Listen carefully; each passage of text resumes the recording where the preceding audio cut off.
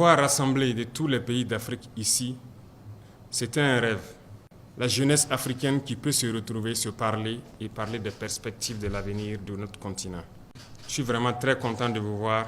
J'aime cette jeunesse-là qui a compris, qui se réveille. Notre mission est certes difficile, mais grâce à vous, la mission est en train de devenir de plus en plus facile. Il faut qu'on se parle pour se conscientiser, pour que chacun puisse éveiller la conscience de ceux-là qui sont en train de dormir toujours. Nous avons un défi, et je pense que ce défi commence dans l'éducation d'abord. Beaucoup d'entre vous sont des leaders, des entrepreneurs, des leaders d'opinion dans leur pays. Il faut que vous arriviez à faire passer le message, surtout aux plus petits, et que nos systèmes éducatifs changent pour prendre en compte nos données réelles et éduquer les enfants pour de meilleurs citoyens de demain.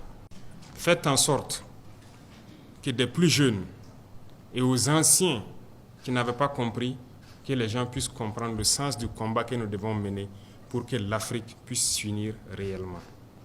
On nous a déculturés. Ils sont venus nous imposer une culture qui n'est pas nôtre. Et je pense qu'aujourd'hui, dans tous les horizons en Afrique, nous sommes en train de revenir à nos sources petit à petit. La culture en Afrique, c'est la paix, c'est la tolérance. C'est en Afrique qu'on parle d'arbre à palabre, où les gens se retrouvent pour se parler et communiquer. Et ils ont introduit les guerres en Afrique pour que nous ne puissions plus jamais nous asseoir, discuter, parler, réfléchir pour les perspectives de l'avenir. Mais aujourd'hui, voilà que cette journée, toute la jeunesse africaine se retrouve à Ouagadougou. Pendant des heures, vous allez pouvoir échanger et planifier quelque chose pour l'avenir. À partir de cet instant, chacun d'entre vous est un ambassadeur pour faire passer le message de la révolution, pour que la jeunesse se mette au travail, s'unisse et prenne leur destin en main. Il n'y a pas de problème sans solution tant que l'on peut s'asseoir et parler.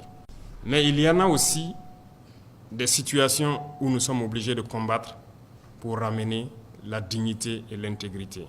C'est ce combat que mènent aujourd'hui les Sahéliens contre le terrorisme international qui nous est imposé. Nous vous remercions tous pour le soutien constant envers nos pays dans cette lutte-là. Vous avez parlé des inégalités qui grandissent en Afrique entre les riches et les pauvres. Je suis parfaitement d'accord et nous combattons ça aussi. Les plus riches deviennent plus riches et les pauvres deviennent plus pauvres. C'est inacceptable. Parce que c'est un système qui a été créé dans la plupart de nos États pour que les plus riches soient ceux-là qui portent les dirigeants en faveur donc de ces impérialistes-là. Et les pauvres restent toujours pauvres. Et c'est ce que j'ai appelé la politique hitlérienne. Nous devons tous nous unir pour que ces inégalités cessent. Parce que dans cette union, il ne faudrait pas que l'intérêt personnel prime. Il faudrait voir d'abord l'intérêt collectif. Et c'est possible. Ici, au Burkina, nous sommes confrontés justement à beaucoup de problèmes dans ce combat, mais nous allons le mener. Les plus riches qui ont assez de milliards, d'abord, la plupart du temps, ont leur fortune dans les banques impérialistes, mais n'ont aucun souci pour aider les plus pauvres. Nous avons lancé le fonds de soutien patriotique où le plus pauvre des Burkinabés contribue. Nous aurions aimé voir nos milliardaires venir contribuer à hauteur de milliards pour sauver notre pays. Mais ce n'est pas ce qui se passe. Et lorsque nous ne nous lançons pas dans la même logique de les donner tous les marchés de l'État, ils nous combattent. L'année dernière, quand j'ai échangé avec vous, je disais que j'avais vu des banquiers pour pouvoir mettre un mécanisme en place avec l'État pour financer les jeunes. Mais jusqu'aujourd'hui, je n'ai rien vu. Nous avons été obligés à un moment donné de mettre en place très rapidement une banque du trésor et pour trouver les mécanismes pour soutenir les jeunes dans leurs entreprises. Ce n'est pas de la concurrence avec le privé, mais il faut qu'on arrive à combattre les inégalités. Tant que les inégalités ne sont pas combattues, l'injustice règne, la pauvreté règne et l'insécurité va régner. Pourquoi est-ce que vous devez communiquer? Parce que c'est eux qui détiennent le pouvoir de l'argent. Ils vont toujours chercher à manipuler des jeunes pour que nous disparaissons. Et aujourd'hui en Afrique, la jeunesse commence à se battre contre les corruptions et certaines déviations de bonne gouvernance dans leur pays et nous les soutenons. Il faut que vous nous ameniez, nous dirigeants, à faire l'impossible pour vous. Et nous serons obligés de trouver les solutions nécessaires, sinon nous allons vous dire que nous sommes limités à tel endroit et j'espère qu'on pourra se comprendre. Donc, nous avons une mission commune. Votre mission, c'est de nous amener à être meilleurs pour que le continent soit meilleur. Et notre mission, c'est de tout mettre en œuvre pour exploiter tout le potentiel de nos pays pour que la jeunesse s'épanouisse.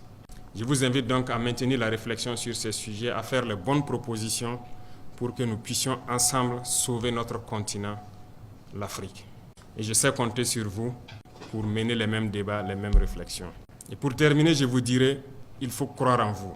Ça commence par là. Croyez en vous, croyez en la jeunesse.